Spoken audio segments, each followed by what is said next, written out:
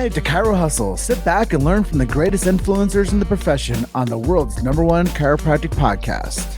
Before we dive into this powerful episode, please remember to subscribe to our channel and give us a 5-star rating on iTunes and continue hustling. This episode is sponsored by Imaging Services, Chiro Health USA, Chiro Moguls, Chiropractic Rocks, Pure Chiro Notes, Titronics, doTERRA, Sherman College of Chiropractic, New Patients in a Box, the Influencer Authority Podcast Training, and Invisired. Let's hustle. Hey guys, welcome to episode 362 of the Chiro Hustle Podcast. I am your co-host, Luke Millette, and here's your host, James Chester. So today we had the opportunity of interviewing Dr. Tom Preston, and our conversation says the doctor of the future is not doing medicine work. Stay tuned. Welcome back. This is another episode of the Chiro Hustle Podcast, episode 362. Really excited to have Tom Preston on with us today. Met Tom up in Canada, believe it or not, Canada, when people were able to go to Canada a couple years back. But before we get into this episode, my co-host Luke Millette coming in from the beautiful state of Michigan, Ann Arbor. We got Tom Preston coming in from North Bay, Ontario, which I can't wait to get up there and see you guys again. And I, your host, Jim Chester, in Grand Junction, Colorado. And before we jump into this amazing episode of Chiro Hustle Podcast, I just set some ground knowledge for people of why we do what we do. And we do protect free speech and chiropractic, essential. We do protect the sacred trust. If you don't know what that is, use your favorite search engine and go search for that and find out what the sacred trust is first and foremost. And then we do support subluxation-based chiropractors and the lexicon of above, down, inside out. As I was talking to Dr. Tom before we got going, it's a powerful statement there. But we do talk about universal intelligence, innate intelligence, how the adjustment connects man, the physical, to man, the spiritual. And with that, welcome to the show, Dr. Tom. Hey, thanks, Jim. It's good to see you again, man. It's been a few years. Too long. Honor that. Yeah, and you've been a part of this chiropractic story for 3 decades, it sounds like, as we were catching up. And this episode will be a part of the documentation of the beautiful profession of chiropractic. We do create a tapestry of chiropractic stories. And your patients in the past, your practice members, or whatever you want to call them, will listen to this, your friends, your family, your colleagues. So let's refresh people, Dr. Tom. Who is Dr. Tom, and how did you get where you are today? Let's try and do the Reader's Digest version, Jim, because like you, I could talk the leg off a table, right? So again, born and bred, Canadian boy. I'm proud of that. I got into chiropractic, I found out I got into chiropractic long before I knew I got into chiropractic, Jim, right? After I graduated chiro school, because I was a modest athlete, and I was a big kid, so I always played with kids older than me, and I got banged around a lot playing hockey and different sports. So I was, my father was open-minded enough to, see the local chiropractor. So we used to have to travel 40 minutes to go see the local chiropractor, Bill Anderson, and Bill would kind of patch me up, put me back in the game again, and I thought that was kind of cool. And our family comes from real, blue collar working folks. And so nobody in our family ever went to university.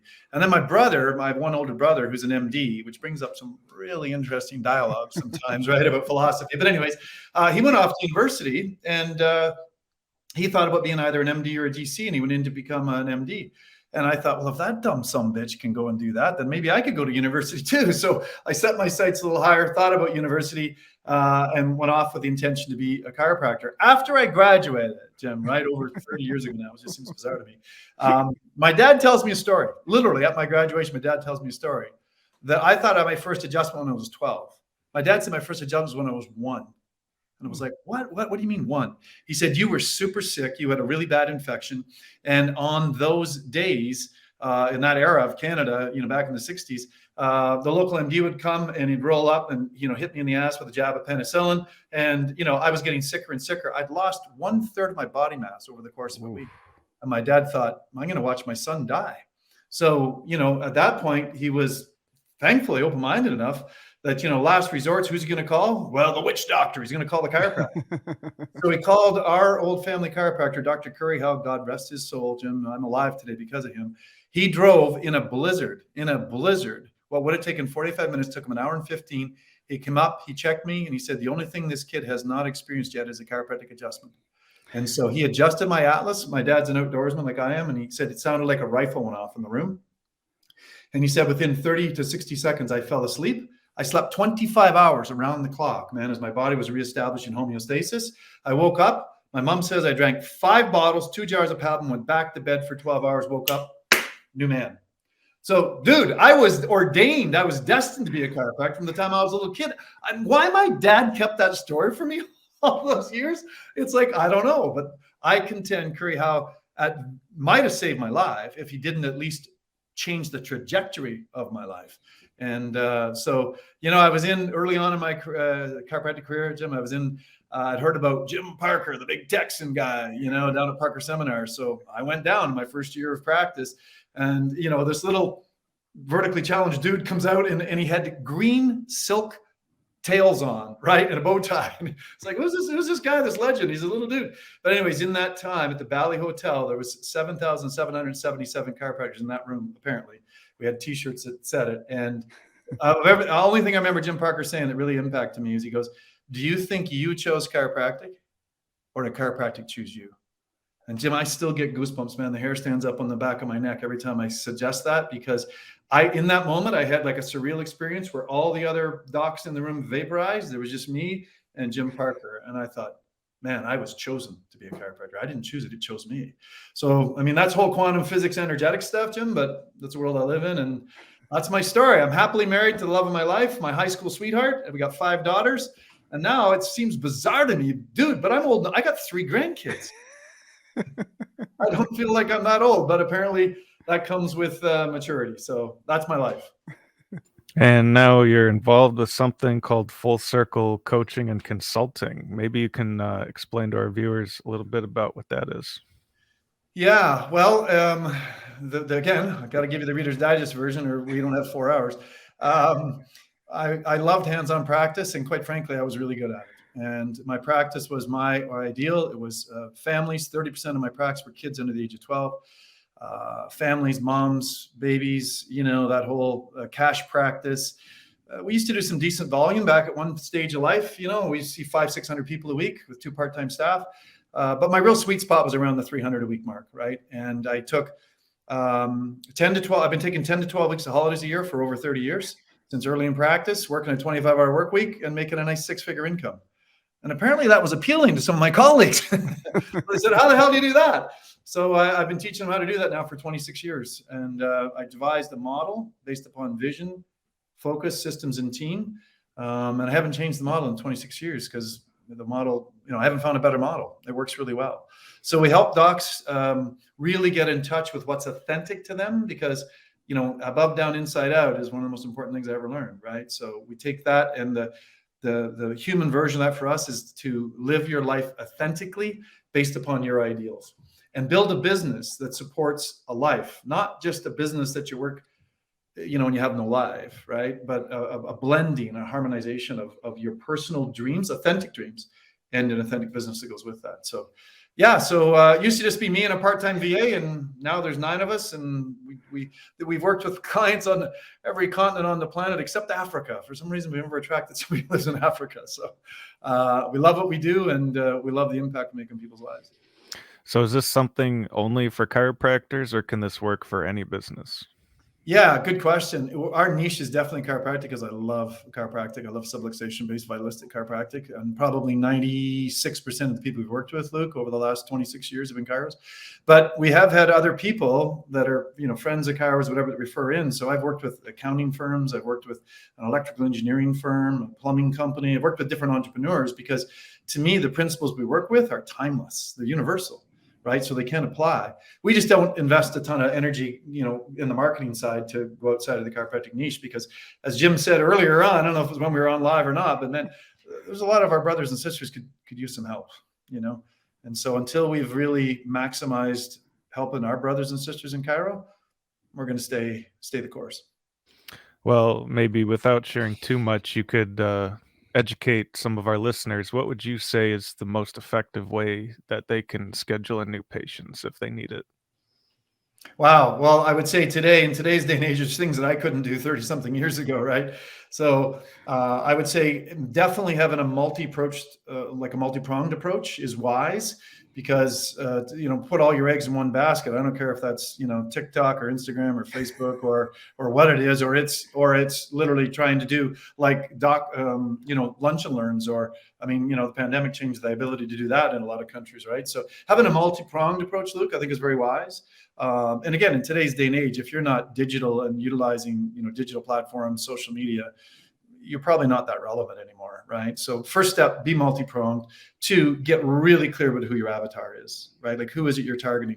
Years ago, when I was building my practice, I just went out to the world and said, I love to talk. I love to present. I'm a storyteller. So let me just, talk in my community. We sent it out through the Chamber of Commerce and stuff. I did more talks to little blue-haired old ladies over the age of 80 than anybody would ever want to do. And God bless them. I love my grandmothers, but they weren't my ideal patient.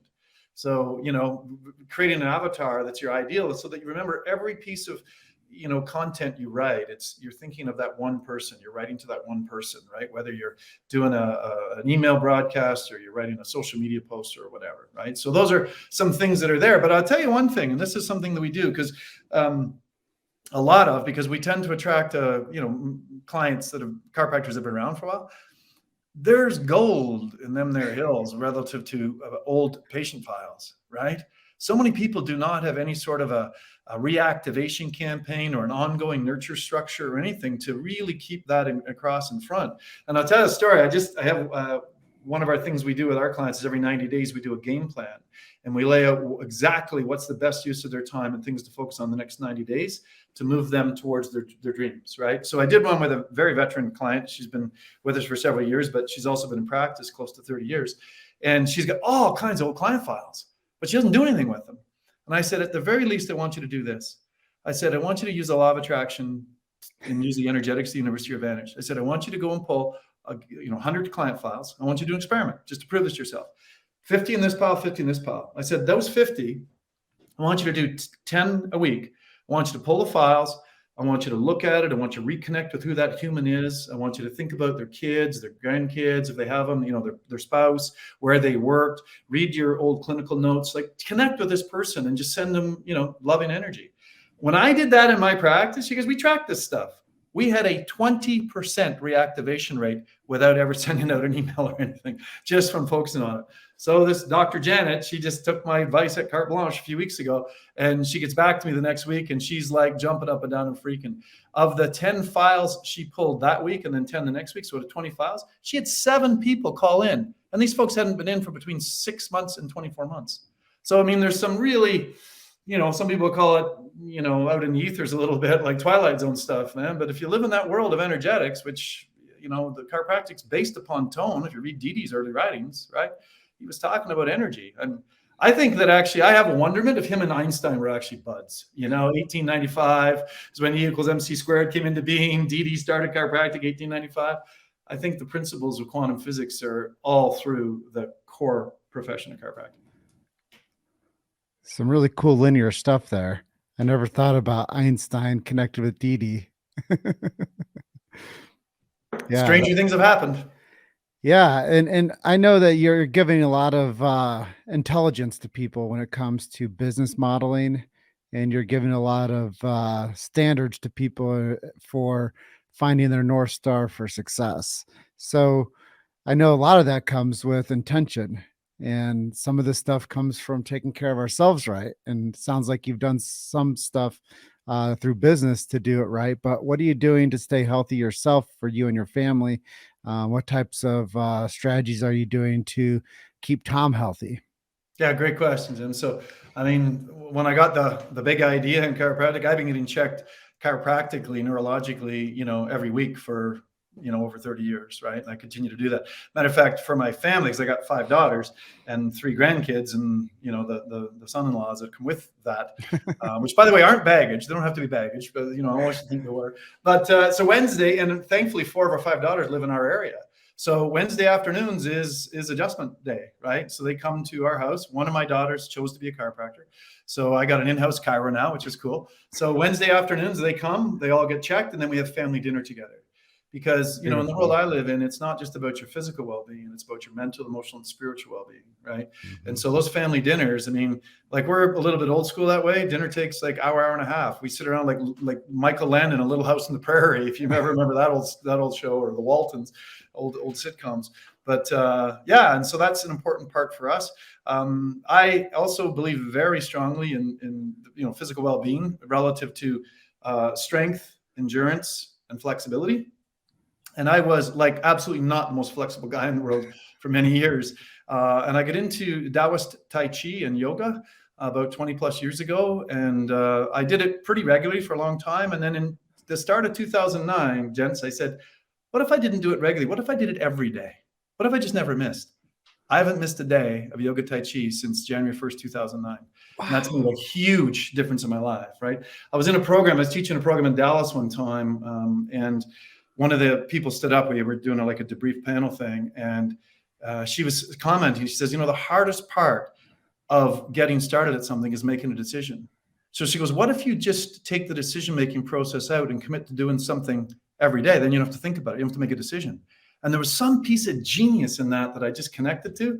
I applied it to, you know, my yoga Tai Chi practice, and I go. So my morning, I have a, you know, people call it power hour or whatever, right? For mine, it's a little longer than that. I do morning meditation. I rarely miss that. I can't say I've never missed, but I rarely miss. Followed by Taoist Tai Chi and yoga, and then usually some sort of a workout. So I'm much closer to 60 than 50. But you know what? I'm as fit and healthy as I was in my 30s, probably healthier in some ways, right? So lots to do. And then for me, because I believe in the balance of the mind, body, spirit, you know, my meditation is not just a mental balancing homeostatic thing for me, but it's also a way for me to, you know, connect to the infinite, to connect to the creative intelligence that I call God. And that's made a lot of difference in my life. I can't imagine the train wreck of a human I'd be if I didn't meditate every day, man. God bless my wife. You know, she's hung in there. One of my sayings, Jim, is that, you know, people say, you know, how you doing? I go, I'm getting better with age, right? And you know, my tagline is, if my wife will hang in there till somewhere in my early 100s, it'll make all the BS worth it for all these years. You know? And so what are your favorite ways to stay connected with your community and your patients? Yeah, so I believe for me, Luke, it's important that it's a meaningful connection or a meaningful conversation. So I mean, you know, I use all the tools relative to connecting with people, relative, you know, whether it's email or text message or Marco Polo or group chats or whatever, right? There's lots of ways to do that. But my favorite thing is to stop it all and just get old school and literally call a human on the phone, right? Or, you know, pull a Zoom call, but just me and that person so we can really connect. Because, you know, the whole having 1,000 acquaintances thing, it's kind of not my thing, right? I've got a small intimate circle of influence, and I like to, you know, to do it that way. As like when I was in hands-on practice, I mean, I was very involved in the community, a lot more involved in the community than I am today, because, you know, as my business has gone international, the coach consulting business, it's actually 20 years ago, March 1st, guys, as of this recording, that I sold my last practice. And it's really just brings joy to my heart when I go to my old practice to get checked, because I still do that periodically. And some of the old practice members that I started 30 plus years ago are still there. That tells me that I did something right, you know? Yeah, that's really cool. It's like I say, we document the profession of chiropractic with the podcast. And, you know, when you document the future of somebody and you help them on that journey of health, and you go back, and I'm sure it gives a lot of reflection, and it gives a lot of, you know, stability to somebody's life to know that you gave them that cornerstone and you helped them build that foundation up, and it gave them a chance to now have this, you know, thriving, you know, day to day that they have. Because like you said, it's not about just when we get in trouble with our health that we should get our nervous system checked, but that's what a lot of people, they resign themselves to that. They're like, you know, like, all right, I don't feel good, who do I see, you know? And that's what happens, is they don't think that it's a thriving thing, that it's more normal to be awesome and not be knackered up with pain, or some type of symptom or condition, that they should just, maybe do Tai Chi and yoga every day. Well, it's made a big difference in my life. And in reflecting, as of this recording, Jim, and all the crazy events of the last couple of years with this pandemic, I look back and it goes deeper than this, but I look at the Flexner report, right? The Rockefeller and his buddy Carnegie kind of helped sponsor Abraham Flexner, the academic, right, back in 1911. And where he was looking at all the distillates of the petroleum products that he was selling through Standard Oil, making just $1 gazillion. And he thought, you know what, there's more value, there's more money. He's a sharp business guy. He goes, there's more money in the breakdown products. And so his chemists were looking at breakdown products. And man, I tell you, that was the birth of, in my opinion, the pharmaceutical industry. Now, I've got some teachers that say it goes back farther than that, to the old India Tobacco and whatever company back in 1604. But at the very least, that Flexner report in 1911 changed the world.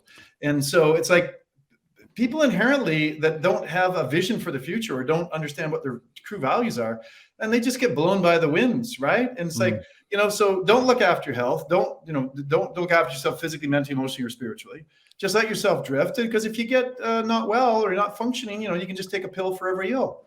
Well, it's like, well, that seems easy. I don't have to be dedicated and do Tai Chi and yoga every day of my life, right? I can just, drift along. Well, that is so entrenched in our culture now, and that the chiropractic profession that has been speaking the truth for well over 100 years of this podcast, and we got a job to do, because there is that other mindset out there that thinks that's the path. But what I find, you guys, is that if you just tell them the simple truth of how the body's designed, how there isn't a matrix of intelligence called innate in the human body that is perpetrated over and through the nervous system to every organ gland in the body, that simple truth, talking about that self-healing, self-maintaining, self-regulating, that's simple truth. People get that, right? Now, pharmacy has an $87 billion marketing budget to try and convince them otherwise. So, in my opinion, what I teach my coaching clients is you can never stop educating, because, the other paradigm is never going to stop, right? But that simple truth, and the validation of that are things like I said earlier, where I go into my old practice and old clients are still there, like they connect to that simple truth. And just as a quick sidebar, I think that's why there's never been a better time to be a chiropractor than there is right now, as of this podcast, right? Because I contend that people have a really strong BS meter, and a lot of the things that have gone on around the world in the last couple of years as of this podcast, I think people are seeing through it, and they're going, wait a second, we were told that we're going to flatten the curve in 2 weeks, and now here we are 2 years later, and we were told that this particular biological injection is going to be the cure. Well, wait a second, that doesn't seem to be the cure, right? So what are the answers? What are the things to do? And I can tell you, I've seen in our at least coaching group right now, our clients, man, there are just so many people. Doc's been in practice for 35 years, just hitting it out of the park.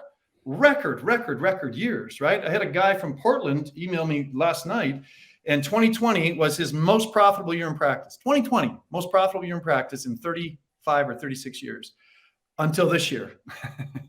And his profit was up six figures, low sixes, but still 6 figures from last year, which was his best year ever. So it's like, and what's he doing?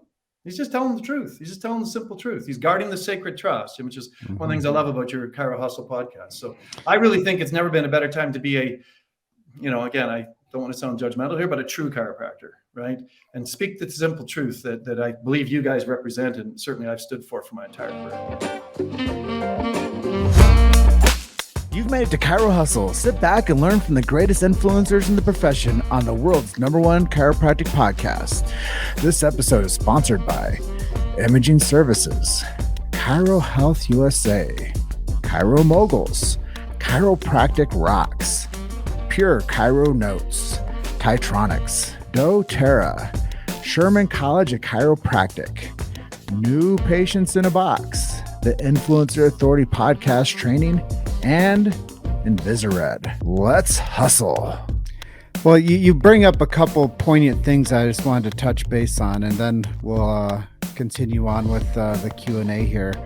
But the first thing is I've heard this said before, is that if we don't tell people the truth about chiropractic, someone else will close them into drugs or surgery. And people don't like sales. They don't like to, have to do conversion type marketing or conversion type sales in chiropractic. But just know, like you said, the numbers are staggering how much effort is put into converting people into the drug world and into the surgical realm. But if you tell people the truth about chiropractic, it does penetrate a certain level of understanding, because the education process, as you mentioned, is so straightforward that why wouldn't somebody want that? It just makes sense. And on top of that, I guess my follow up question, as I was wanting to ask you earlier, to when you were talking about marketing, and you've mentioned podcast a handful of times. The question's this: would BJ Palmer have a podcast? I would almost guarantee you he would have, right? I mean, he was an inventor. He was an originator. He was a guy that saw opportunity and went with it. Whether you're talking about following the circus crowd and getting engaged with those people, the Barnum and Bailey stuff, and so he could get the message out, or whether it's starting his radio station, or being, as I read the history, the first person west of the Mississippi with an X-ray machine. I mean, he was a cutting edge guy. Right. And so, if he perceived the opportunity to get the message out through a different medium, I would bet that he would have took advantage of it for sure. So where do you see chiropractic going in the next 20 years or so? Well, you know what? I contend, you guys, just like, my philosophical stance is that we're spiritual beings having a human experience. That's my truth. And so as a spiritual being, right, we chose to come in and wear these beautiful earth suits, come and have this experience, right? But one of the agreements we made is that we would work on binomials or binaries, right? So there's dark and light and hot and cold, and, Republicans and Democrats are up here in Canada, conservatives and liberals, right? There will always be binomials. That's how the universe is wired. That allows us to experience life and express ourselves and be in a place of choice, right? So 20 years from now, look, there will still be, the more focused on vitalism, high function, optimal human potential, and subluxation, and there will be the other camp. So I don't see that changing. But what I do see, and I think that this has been a very cleverly disguised gift, because as of this recording, right, we've been in this pandemic for the last couple of years. And I mentioned this a bit earlier, but it's like, there's an opportunity that I don't think has been there, at least in my career, to tell the simple truth that we just spoke about, right? To tell people that, they have the greatest healing intelligence known to man inside of them, right? And that's not to say, like, I get in a car wreck on my way to a meeting this afternoon, and I get broken bones and stuff. I'm really glad there's an ortho out there that can, if necessary, pin me, plate me, or whatever, put me back together so that I can go get adjusted, right? So it's not like there isn't a need for them, but it's really abused. And the other piece to this, you guys, is that, as I mentioned either off camera earlier, I have an older brother. He's an MD. Well, dude, I'm telling you, the conversations we've had are just phenomenal. And he gives me insights into that world that I wouldn't have otherwise, right?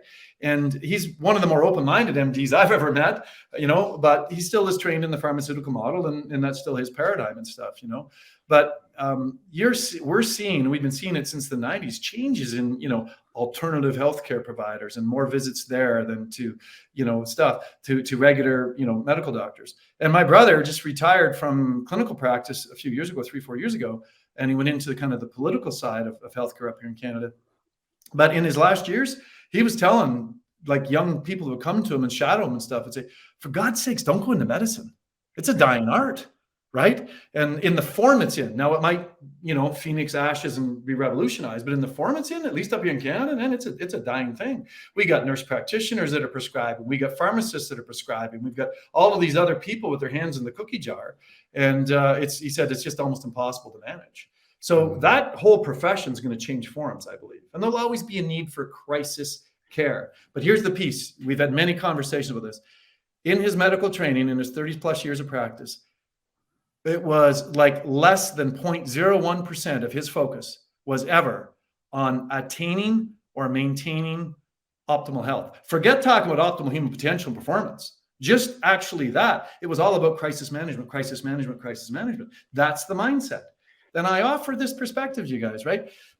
One of the things when I lecture around the world is I ask, who here has children? A lot of people do. And I say, who here wants more for their kids than they had? Every hand in the room always goes up, right? People want more for their children than they had, opportunities. And so that's a preventative, proactive approach. They're planning out these kids' opportunities. I just saw, the King Richard movie with Will Smith, right? And he had before his daughters, Serena and Venus, were born, he had a 78-page plan for how he's going to turn them into pro athletes, right? So I think there's a shift and a trend in our culture towards preventative, proactive, approach, less maybe reliance on that, or at least with a thinking part of the population. So my intention, my hope is that we're going to see a trend towards more people utilizing and seeing the wisdom of not just maintaining their health, but exploring potential and seeing what's possible for them as people. So in synopsis, the future of doctoring is not medicine work. And that's an interesting perspective. And I have a question to add on, if I may. Please. Really, really curious. We used to ask this question all the time, but if you're the last chiropractor on earth, would the profession survive? 100% it would. If I'm the last chiropractor on earth, yeah, 100% it would. I was asked that question, Jim, at a seminar years ago when one of my daughters was expressing an interest in her teens about, becoming a chiro. And I thought, man, what form will the profession be in when she's ready to practice? And I have one of my 5 daughters I mentioned, that's a chiro now. And by the way, she's killing it. She's just killing it. She's just so great. But I wondered what kind of form it would be in. And so, one of the reasons I get up at 5 something every day and do what I do and help our clients to, build the businesses and lives of their dreams, which is very focused on, subluxation-based chiropractic and the ability to express it in a meaningful way so they actually fill their businesses and have a life, right? That one of the reasons I get up is for the hope that, the profession will continue to thrive and survive. I'm actually on a steering committee, a little public shout out here, if I may. The steering committee, we've been at it 2 years. We're building a new chiropractic college here in Canada. It's called Four Directions Chiropractic College, man. And it's very much enmeshed with a lot of the indigenous culture, which I resonate with very deeply. We all 4 of us on the steering committee do. And we're pretty far down the rabbit hole. We're actually, we've got all of our status set up. We've got all of our initial approvals from the government. We're looking for as of this recording, we're looking for our nonprofit status piece, so we can start to do the fundraising piece that'll take us into the final legs of actually getting the approval from the government to do what we want to do, which is to degree grant. And our focus, you guys, we're going to use kind of the New Zealand model, which when I was lecturing over there a few years ago, I really liked their model. It's a little bit smaller boutique than some of the bigger schools, but our focus is going to be not just to produce chiropractors, but to produce healthcare leaders that are chiropractors. So we've been in conversations with Queen's University, which is like our Harvard up here, with teaching them about leadership and, basically get a chiro MBA while they're at school and things. So we've got big dreams, man. It's our intention. We just keep putting in the grind, putting in the work. Well, Dr. Tom, I wish you the best of luck with that and keep us up to date on how that develops. And we are at the end of our time together, so I want to thank you for being our guest on this episode. And if people want to jump into your coaching, it's fullcirclecoachingandconsulting.com. It is all spelled out long form. So it's long to put in the first time, but then you'll have a cookie. So you can. Are there any other websites you wanted to share with our guests before we all end our session? It actually goes to the same place, Luke, but it's drtompreston.com. It goes to the same place. But if they forget that long ass one, they can just, or maybe they remember Dr Tom Preston, drtompreston.com. It's a little easier to remember. Yeah, for sure. All right. Well, that brings us to the end of our time. Dr. Tom, thanks for being our guest today. It's an absolute honor to be here. And you guys, thanks for being you and doing what you're doing. I appreciate all you're doing for the profession and for humanity as a result. Well, Tom, it's such an honor to host you on our episode 362. Chiro Hustle is definitely documenting this beautiful profession, one practitioner at a time. And our message getting bigger. It's getting to more people. And we're so blessed to have your message today.